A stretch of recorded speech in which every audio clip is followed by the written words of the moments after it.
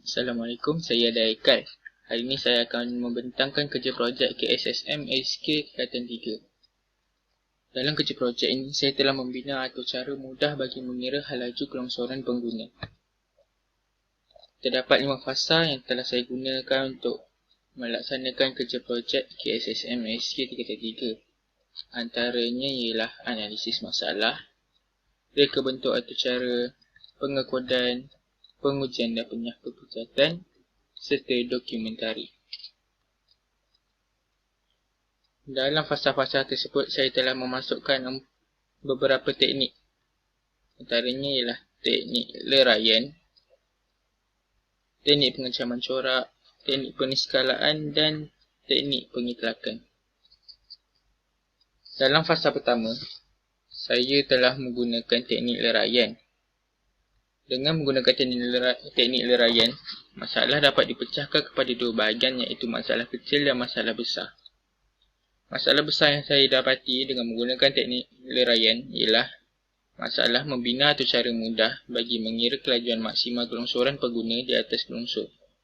Masalah kecil pula terbagi kepada dua, iaitu mengira tenaga keupayaan pengguna dan mengira hal laju pengguna. Dalam fasa kedua pula, saya telah menggunakan teknik pengecaman corak dan teknik peniskalaan. Dengan menggunakan teknik ini, saya dapat mengenal pasti kesamaan corak yang diperoleh. Kesamaan corak yang saya dapati ialah pemboleh ubah yang sama, iaitu berat pengguna dan nilai tenaga keupayaan pengguna. Formula yang telah saya gunakan ialah tenaga keupayaan sama dengan berat pengguna darab 10 darab dengan ketinggian gelongsor. Manakala hal laju gelongsor pula ialah 2 darab ketinggian gelongsor darab 10 punca kuasakan dengan 2.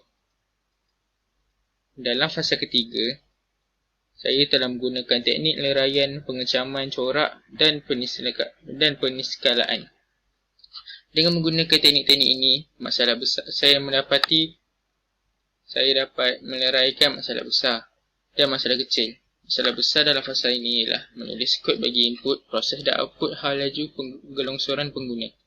Masalah kecil pula terdapat 4, iaitu mengisytihar pemboleh ubah dan pemalar, input, proses serta output. Dalam fasa keempat, saya telah semua teknik terlibat dalam fasa ini, termasuklah teknik pengitlakan yang saya tidak sebutkan lagi. Dengan menggunakan semua teknik, saya dapat mengenal pasti ralat dan memperbaiki ralat pada keseluruhan atur cara. Terdapat 3 jenis ralat yang terdapat dalam atur cara saya, iaitu ralat sintaks, ralat logik dan ralat masalarian. Dalam fasa kelima pula, saya telah menggunakan teknik leraian dan pengecaman corak serta teknik peniskalaan. Dokumentasi boleh dipecahkan kepada dua menggunakan teknik ini, iaitu dokumentasi dalaman dan dokumentasi luaran.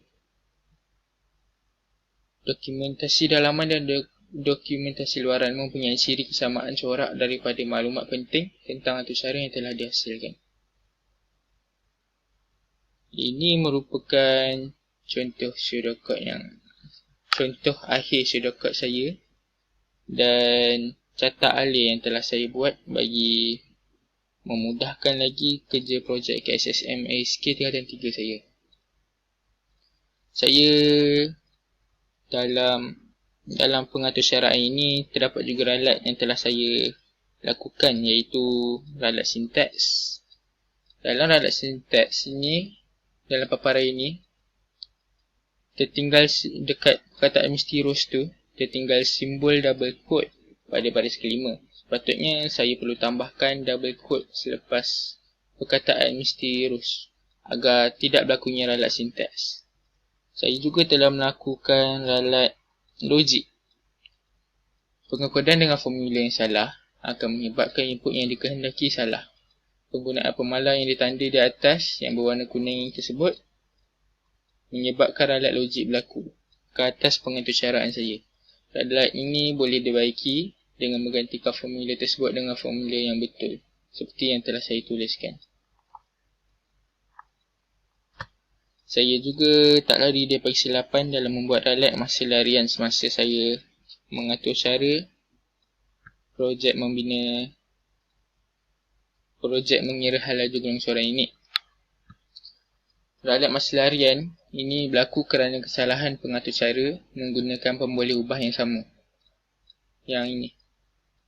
Kita nak cari hal laju, sedangkan kita pun gunakan pemboleh ubah hal laju, tapi kita tak tahu lagi hal laju.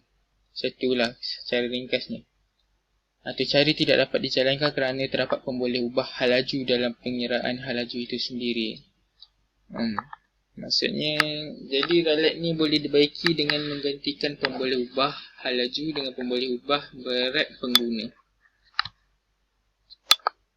Ini pula contoh saya punya kod arahan yang akhir bebas ralat tanpa sebarang ralat setelah saya membetulkan semua ralat saya tadi, ralat sintaks, logik dan masa larian. Ini pula adalah saya punya paparan akhir atur cara setelah menyiapkan kerja projek ASK. Saya ingin mengucapkan terima kasih kepada semua yang terlibat secara langsung dan tidak langsung semasa membimbing saya menjalankan kerja projek KSSM ASK tingkatan 3. Assalamualaikum. Saya Adam Haikal. Mohon minta maaf jika tersalah kata.